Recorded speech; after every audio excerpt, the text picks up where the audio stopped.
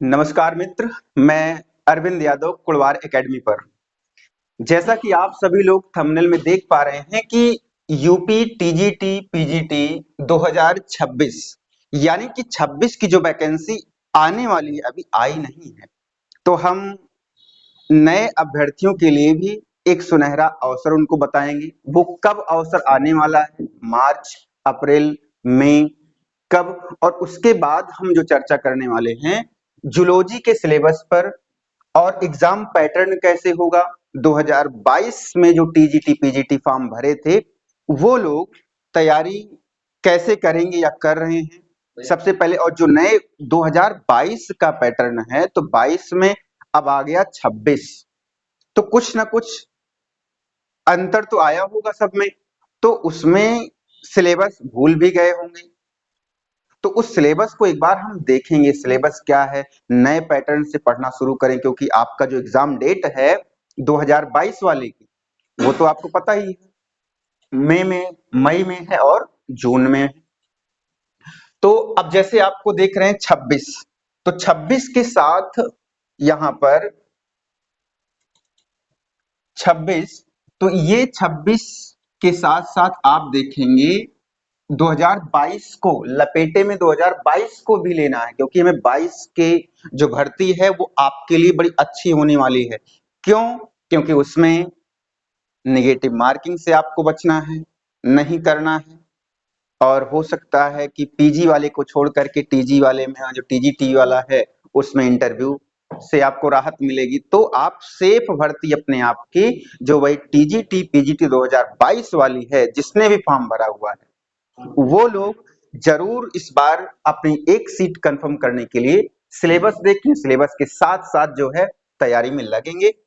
तो हम लोग जो है अब एग्जाम पैटर्न भी आपको बताते हैं, उसके बाद पहले सिलेबस देखते रहिए सब लोग। सिलेबस अपना क्या है जूलॉजी का,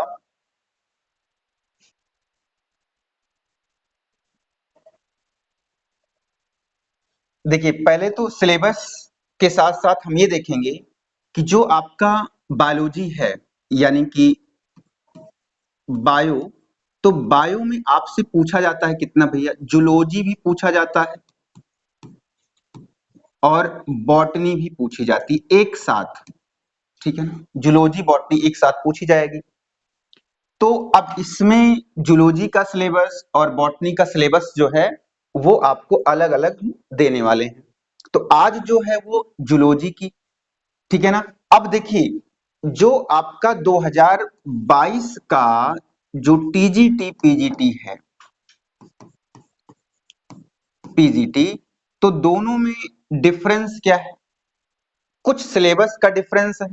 पहले तो टीजीटी को जानेंगे, आपकी एलिजिबिलिटी क्या है, क्योंकि एलिजिबिलिटी जो नए अभ्यर्थी भी हैं वो भी ध्यान रखेंगे। आपकी इसमें आपको क्या होना चाहिए भाई, बीएससी होना चाहिए आपको, बीएससी के साथ में बीएड भी आपको होना चाहिए, ठीक है ना। अब जैसे बीएससी में अब यहां पर एक बात ये आती है कि आपके पास सब्जेक्ट कॉम्बिनेशन को लेकर के भी काफी दिक्कत आती है कि सब्जेक्ट कौन सा, कैसे। तो देखिए जो बायोलॉजी वाले हैं उनके लिए जूलॉजी, बॉटनी और केमिस्ट्री और कुछ क्या होते हैं वो इन्वायरमेंटल साइंस ले लेते हैं, ठीक है ना। तो अब आपको ध्यान रखना है, आप तीन विषय लेंगे, कोई बॉटनी केमिस्ट्री इन्वायरमेंटल साइंस, कोई जूलॉजी बॉटनी केमिस्ट्री लेकर के पढ़ लेता है। तो अगर आपका जैसे मान लीजिए आपने जूलॉजी बॉटनी केमिस्ट्री आपने लिया है बीएससी में, तो आपका जूलॉजी और बॉटनी 2 ईयर, कम से कम 2 ईयर, चाहे फर्स्ट ईयर हो सेकेंड ईयर, तो फर्स्ट ईयर सेकेंड ईयर में है, मान लीजिए कि बॉटनी आपने फाइनल ईयर में छोड़ दिया, तब आपके साथ फिर भी 2 साल तो है ना, तब आप इस टीजीटी बायो में योग्य हैं, ध्यान रखेंगे। और बीएड आपके लिए अनिवार्य है, यहाँ पर बीएड जरूरी है। और इसमें जो पीजीटी वाले में अगर हम बात करेंगे, पीजी में क्या होता है, आपको पीजीटी में पोस्ट ग्रेजुएट और प्लस यहां पर 2022 में बीएड की अहर्ता कोई जरूरी नहीं थी 22 वाले में, ठीक है ना। 2022 वाले में तो यहाँ पर बीएड को आप हटा सकते हैं 2022 वाली वैकेंसी में। केवल आपको अपने सब्जेक्ट में पोस्ट ग्रेजुएट होना चाहिए था। ठीक है ना, यहां तक आपको बात बिल्कुल समझ आ गई होगी। तो 2022 की बात कर रहा हूं मैं भाई, ध्यान रखिएगा, नहीं तो क्योंकि अब जो पैटर्न बनना है उसमें बीएड अनिवार्य कर रहे हैं। बीएड अनिवार्य, अभी टेट सीटेट की कोई बाध्यता तो नहीं आई है सुनने को, लेकिन ये इतना आप ध्यान रखेंगे ये चीज कैसे क्या है।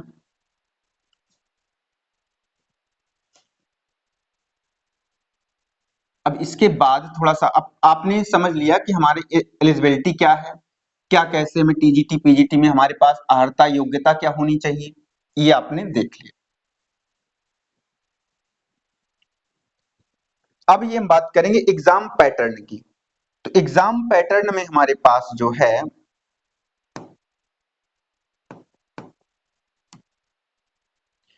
देखिए एग्जाम आपका जो टीजीटी का होगा, टीजीटी, और एक तरफ हम देखते हैं पीजीटी, इधर देखते हैं टीजीटी और आपसे इधर करते हैं पीजीटी।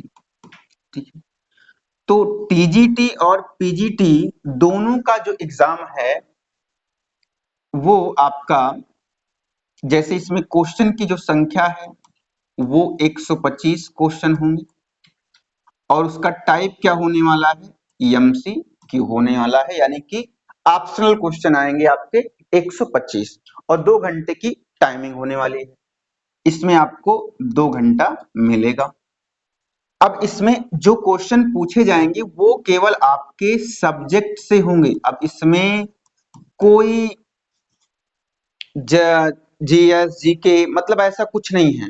इसीलिए तो मैंने कहा कि आपसे भैया की जो टीजीटी है पीजीटी है इसमें आप अपने आप को सही कर सकते हो, अपने आप को सिलेक्ट करवा सकते हो, अगर अच्छे से सिलेबस को पैटर्न को समझ करके पढ़ाई आपने की तो पक्का है आपकी एक सीट कंफर्म हो जाएगी।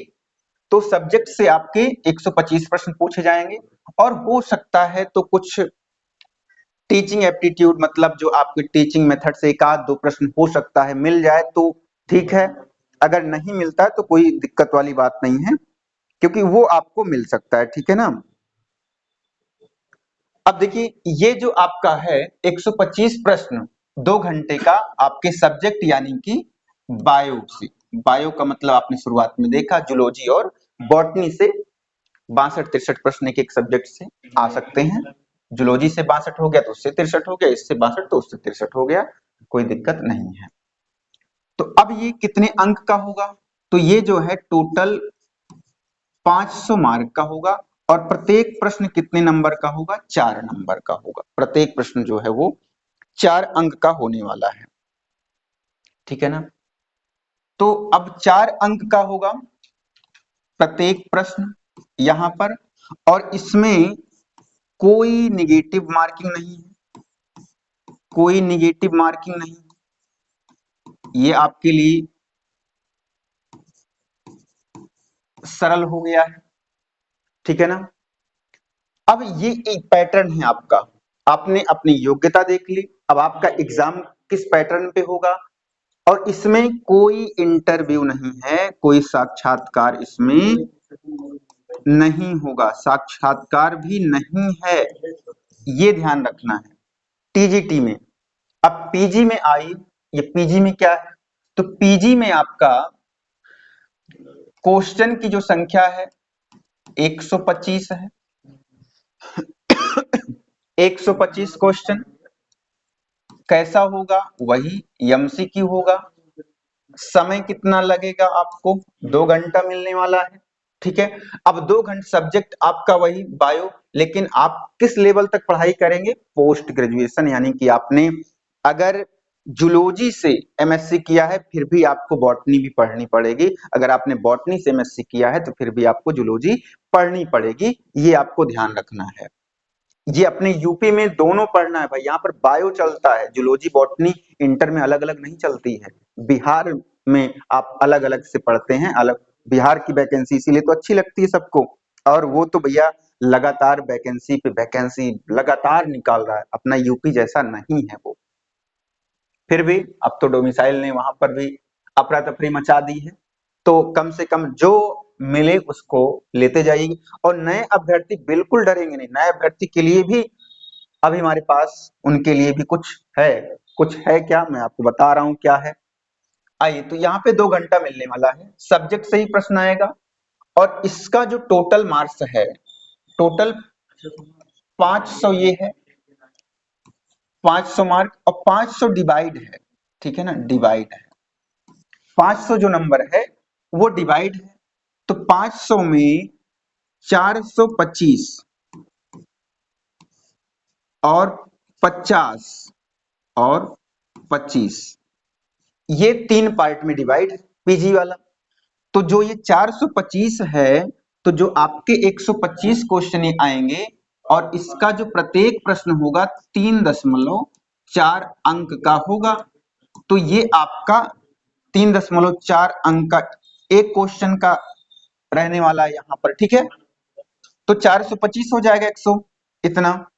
अब ये जो 50 है यहाँ पर, यही झमेला करेगा आपके लिए, यही है आपका इंटरव्यू। यहां पर आप फंसते हो, यहीं पर मामला गंभीर होता है। यानी पीजीटी में 50 नंबर का आपका इंटरव्यू है और ये 25 नंबर क्या है, 25 नंबर आपके पास स्पेशल स्पेशल एजुकेशन जिसे कहते हैं। तो स्पेशल एजुकेशन का मतलब ये हो गया कि आप बीएड से बढ़कर, बीएड से उच्च डिग्री, जैसे एमएड आपके पास हो, आप पीएचडी किए हो, तब उसमें भी आपको 25 नंबर वहां पर मिलेगा। तो इसलिए पीजी थोड़ा सा टफ लगता है, थोड़ा सा टफ लगता है। टीजीटी आपके लिए बेहतर होने वाला है, बेहतर दोनों है। बस अगर सैलरी की बात कर ले, सैलरी में दोनों में थोड़ा सा 5-10 हजार का जगह जगह के अकॉर्डिंग वो आ सकता है, तो उससे बहुत ज्यादा आपको दिक्कत नहीं है। तो ये चीजें आपके समझ में आ गई कि हमारा टीजीटी और पीजीटी में डिफरेंस क्या है, कैसे करना है, कौन सा अच्छा है। इसमें निगेटिव इसमें भी नहीं है, नकारात्मक यहां पर भी नहीं है, ठीक है ना। तो ध्यान रखेंगे, ये आपको बात समझ आ गई यहां पर। अब इसके बाद अगर हम देखेंगे,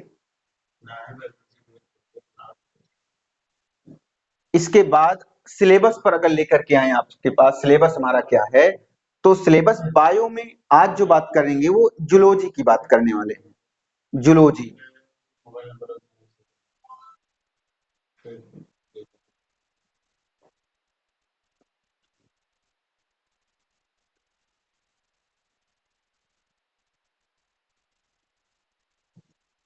आइए सिलेबस जो बायो का, बायो में आज जो सिलेबस की चर्चा करेंगे वो जूलॉजी पर करेंगे।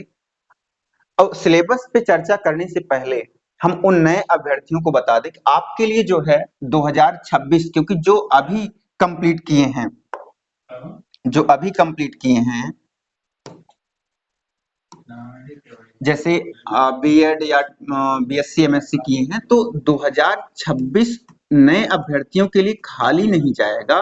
तो इनके लिए क्या है, इनके लिए लगभग 30,000 प्लस वैकेंसी आने वाली है टीजीटी पीजीटी की मिला करके, जिसमें से टीजीटी की जो भर्ती होगी वो लगभग 24,000 के आसपास, और जो पीजी की भर्ती आने वाली है वो लगभग 6,000 के आसपास। यानी इतनी वैकेंसी है, तो नए अभ्यर्थी भी घबराएंगे नहीं, उनके लिए भी, वो भी तैयारी में इसी पैटर्न पर, जैसे कुलवार एकेडमी आपके लिए लेकर के आ रहा है, एक एक टॉपिक को लेकर के, उसी तरह से आप इस कुलवार एकेडमी पर पहली बार अगर जुड़ रहे हैं, क्योंकि यहाँ पर फ्री क्लासेस हैं, आपको इतना नहीं कि 500 रुपए का, 1,000 रुपए का ये बैच खरीदना, वो बैच खरीदना, यहाँ पर ऐसा नहीं, आपको यहाँ पर फ्री क्लासेस मिलेंगी। बायो की क्लासेस, मैथ की क्लासेस, तो आपको 2 क्लासेस तो इंपॉर्टेंट रूप से, मुख्य रूप से आपको 2 क्लासेस यहाँ पर जरूर मिलेंगी 1 तारीख से। लेकिन 1 तारीख से आप उसके पहले सिलेबस पैटर्न को समझ लीजिए, तभी आप तैयारी, जब तक आप रास्ता निकालने का प्रयास नहीं करेंगे, कैसे है उसके बारे में चलना शुरू नहीं करेंगे, तब तक कैसे हो पाएगा। तो अब आइए देखते हैं, ये भाई तो नए अभ्यर्थी के लिए भी व्यवस्था सरकार कर रही है। अब आयोग क्या करता है, आप आयोग को जानते ही हो। टीजीटी पीजीटी वाले के। तो पहला हमारा जो सिलेबस का पॉइंट है, पहला है टैक्सोनॉमी। यहाँ पर आप देखेंगे टैक्सोनॉमी। तो जो टैक्सोनॉमी से लिया गया है, टैक्सोनॉमी में आपको क्या पढ़ना है? वर्गीकरण का सिद्धांत, जाति उपजाति की धारणा, ठीक है ना यहाँ पर। उसके बाद बाइनोमेनक्लेचर सिस्टम पढ़ना है, द्विनाम पद्धति पढ़ना है। फिर आते हैं किंगडम एनिमेलिया पर। दूसरा पॉइंट आप देखेंगे किंगडम एनिमेलिया। तो किंगडम एनिमेलिया में आपको एक किंगडम प्रोटिस्टा, प्रोटिस्टा के अंतर्गत प्रोटोजोआ पढ़ना है, ठीक है ना, प्रोटोजोआ पढ़ना है। तो प्रोटोजोआ में आप क्या पढ़ने वाले हैं? ध्यान रखेंगे प्रोटोजोआ में एंटमीबा, यूग्लिना, प्लाज्मोडियम, पैरामीशियम और प्रोटोजोआ द्वारा उत्पन्न रोग, यानी कि जो रोग प्रोटोजोआ से उत्पन्न होते हैं उसके बारे में भी स्टडी करनी है। अब प्रोटोजोआ में भले ही आपको एंटमीबा, यूग्लिना, प्लाज्मोडियम दिया गया, इनसे होने वाले रोग भी पढ़ने हैं आपको। तो ये चीज आपको यहाँ पर मिलेगी। फिर उसके बाद फाइलम पोरीफेरा पे आते हैं। पोरीफेरा का जनरल कैरेक्टर पढ़ना है। उसके बाद उसमें जो स्पीसीज पढ़नी है, ल्यूकोसोलोनिया है, साइकान, फिर नाइडेरिया जिसे आप सिलेंट्रेटा भी कहते हो। सिलेंट्रेटा में हाइड्रा, आरेलिया, ओवेलिया, और इसमें तो सबसे बड़ी बात है नाइडेरिया में पॉलीमार्फिज्म, बहुरूपता, उसमें जो बहुत सारे रूप होते हैं उसके बारे में स्टडी करनी है, ठीक है ना। फिर उसके बाद टीनोफोरा में, टीनोफोरा आपको पढ़ना है। प्लेटीहेल्मिन्थीज पढ़ना है। प्लेटीहेल्मिन्थीज में फैसियोला हिपेटिका और टीनिया सोलियम पढ़ना है, ध्यान रखेंगे। एसके हेल्मिन्थीज, एसके हेल्मिन्थीज जिसे आप क्या कहते हो? निमेटोडा भी कहते हो, ये ध्यान रखना है, दूसरा नाम भी है इसका। तो उसमें आप एस्कैरिस को पढ़ने वाले हो, हेलमिंथ, और एस्कैरिस और उन हेलमिंथ द्वारा रोग जो होगा, रोग भी पढ़ना है आपको। एस्कैरियासिस होता है, जितने भी रोग हैं उसके बारे में, किसके द्वारा होगा, वाहक कौन है उसका, तो मतलब आपको डिटेल पढ़ना है यहाँ पर। नेक्स्ट आता है एनलिडा, जिसमें आप नेरिस पढ़ोगे, फेरिटिमा पढ़ोगे और हीरोडिनेरिया, यानी कि नेरिस पढ़ना है, केचुआ पढ़ना है आपको और जोंक पढ़नी है। तो ये सारी चीजें इसमें पढ़ना है। आर्थ्रोपोडा में आप कॉकरोच को भूल नहीं सकते हो, मस्का जो अपनी घर वाली मक्खी है, मच्छर ये तो आपके चच्चा लगते होंगे, प्राण, तो प्राण भी पढ़ना है, ठीक है ना, ये सब झींगा। मोलस्का में आते हैं, यूनियो पढ़ना है, पाइला पढ़ना है। इकाइनोडर्मेटा में एक है, इकाइनोडर्मेटा में एक ही प्राणी पढ़ना है, स्टेरियस यानी स्टारफिश। तो इकाइनोडर्मेटा थोड़ा सा आपके लिए राहत दे रहा है, एक ही स्पीसीज है इसमें। उसके बाद कार्डेटा के साथ चले आओ, ये तो पूरा एकदम डिटेल है। हर्डमानिया है, एम्फियोक्सस है, स्कॉलियोडान है, राना टिग्रीना है, यूरोमेटिक्स है, कोलंबा है, खरगोश है, और इसी में विषैले और विषहीन सांपों को भी पढ़ना है। तो ये तो अभी एक जूलॉजी का हमने केवल किंगडम एनिमेलिया के बारे में चर्चा हुई। अब इसके बाद जो है हमारा, ये देखते हैं। अब आओ इसमें, अब आते हैं एनिमल सेल्स यानी जंतु कोशिका में। जो एनिमल सेल में जंतु कोशिका आपको पढ़ना है।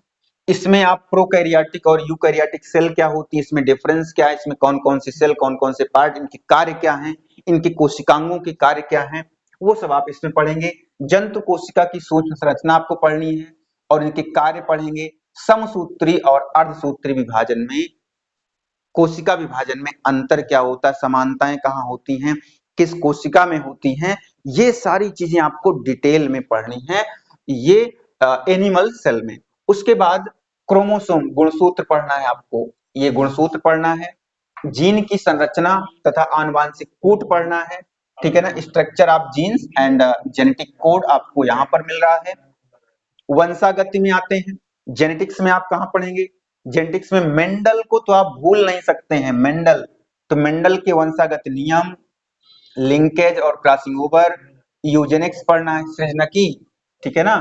फिर आते हैं बायो इवोल्यूशन यानी ऑर्गेनिक इवोल्यूशन में, जहां पर Lamarck, Darwin, Russell, Wallace, Hugo de Vries, इनकी किताब कॉपी, इन्होंने क्या क्या बताया, किसके बारे में एक्सपेरिमेंट किया, क्या क्या बातें। तो ये लेमार्क हुआ जिसमें आप जैव विकास, जैव विकास के प्रमाण क्या हैं, उसके सिद्धांत क्या हैं, लैमार्कवाद, डार्विनवाद, नव डार्विनवाद, उत्परिवर्तनवाद, कालांतर विकास, मानव विकास। तो पूरा चिट्ठा खोल करके रख देना है। मीन्स आप कक्षा 11, 12, बीएससी और एमएससी तक की पुस्तकें आपको पढ़नी पड़ेंगी। और मैं ये भी बता दे रहा हूं, हमारे साथ जुड़ेंगे तो आपको भी कुछ आपके बोझे कम कर दिए जाएंगे, उस बोझे को हम लेकर के चलेंगे आपके लिए, ठीक है ना। आइए, अगला टॉपिक है पोषण या न्यूट्रिशन और डाइजेशन से मिलेगा आपको। यहाँ पर श्वसन पढ़ना है। श्वसन वो भी किसमें पढ़ना है, आप जूलॉजी पढ़ रहे, जंतुओं की चर्चा है ये जूलॉजी है, यानी कि यहाँ पर जो भी पढ़ना है सब जंतुओं के बारे में पढ़ना है, जंतु को ही सब यहाँ पर ध्यान रखेंगे।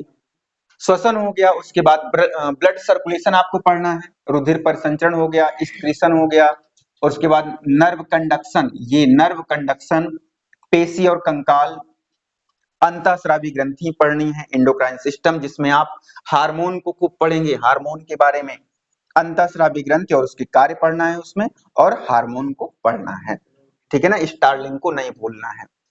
भ्रूणीय विकास में एम्ब्रियोनिक डेवलपमेंट, यहां से तो खूब क्वेश्चन आता है और खूब फंसाता है।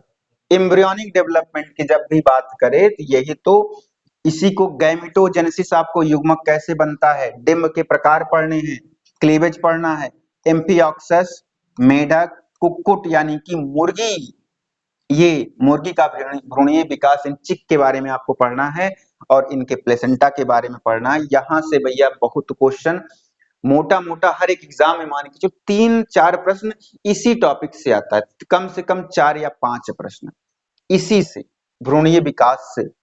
तो समझ लो कितना इंपॉर्टेंट, 4 से 5 प्रश्न आप मान के चलो कि यहाँ से 4 या 5 क्वेश्चन इतने से ही मिलेगा, इससे कम नहीं, ज्यादा हो जाएगा चलेगा। उसके बाद बायोलॉजिकल मॉलिक्यूल यानी बायोमॉलिक्यूल से आपको क्वेश्चन मिलने वाले हैं, जिसमें आपको कार्बोहाइड्रेट पढ़ना है, प्रोटीन, फैट, एंजाइम। उसके बाद हार्मफुल एंड बेनिफिशियल इंसेक्ट, यानी कि हम कह सकते हैं इकोनॉमिक जूलॉजी के बारे में, जो हमारे आर्थिक महत्व के कीट हैं, जीव हैं, उनके बारे में पढ़ना है आपको।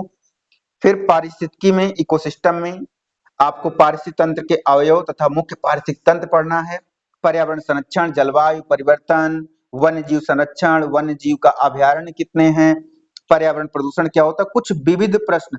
अब विविध प्रश्न में मैं ये कहता हूं आपसे कुछ जो है टीचिंग मेथड के कुछ क्वेश्चन हो सकते हैं, मुश्किल से 1-2 या 1 से 5 क्वेश्चन, अगर बहुत ज्यादा पूछ लिया तो, क्योंकि उन्होंने मेंशन किया है कि मतलब टीचिंग मेथड आपसे कुछ पूछा जा सकता है, ठीक है ना। तो यहाँ पर ये आपका जूलॉजी का सिलेबस रहा, और हम आपको बॉटनी का सिलेबस, फिर दोनों को एक एक, मतलब एक पहले जूलॉजी, अगर सुबह जूलॉजी कराते हैं तो शाम को बॉटनी कराएंगे, या फिर जैसा आप लोग कमेंट में करोगे कि भाई सर जो है एक एक पहले जूलॉजी हो जाए, कुछ चैप्टर, फिर बॉटनी कुछ चैप्टर हो जाए, इस तरह से। तो आपको जैसे जो पसंद आए आप कुड़वार एकेडमी के साथ जुड़ जाएं, ठीक है ना। तो कुड़वार एकेडमी आपके लिए तत्पर है। तो आज आपको पैटर्न जो भी है, अब देखो, एक लास्ट में आपको एक बात और बता दें, जो सिलेक्शन है चाहे वो टीजीटी का हो या पीजी का हो, तो भैया टीजीटी और पीजीटी में मान के चलिए टीजीटी कम से कम 90 प्लस आपको मार्क्स लाने पड़ेंगे, ये ध्यान रखना है। वो कैटेगरी वाइज अभी ध्यान मत रख, कैटेगरी कोई भी हो तो आपका टारगेट 125 में 90 प्लस होना चाहिए। जैसे एलटी में तो कट ऑफ है नहीं बता रहे हैं भाई, एलटी में जिसका मन करा उसको रख लिया गया, जिसका मन किया उसको हटा दिया गया। आप कट ऑफ पूछ नहीं सकते हो, क्योंकि वो उन्होंने साफ साफ माना किया मैं कुछ बता नहीं सकता हूं, जो मेरी मर्जी होगी मैं करूंगा। तो वही, तो ये चीज ध्यान रखो, इसमें आपको 90 प्लस, और यहाँ पर भी आपको मान के चलो कि 85 और 85, 90 इनको भी मान के चलो, क्योंकि ये अगर इसमें ज्यादा क्वालिफाई होंगे तो इंटरव्यू वाले हैं ये बाहर जाएंगे वहां से, तो इसमें कुछ कम हो सकती है, लेकिन इसकी जो है ज्यादा जाने वाली है। तो आप सभी लोग इस जूलॉजी के सिलेबस को अगर समझ पाए हैं, स्क्रीनशॉट लेना चाहते हैं तो आप ले सकते हैं, इसका भी ले सकते हैं। ठीक है ना। इसके बाद आप इसका भी स्क्रीनशॉट ले सकते हैं। तो आज के लिए इतना ही होगा। धन्यवाद दोस्त।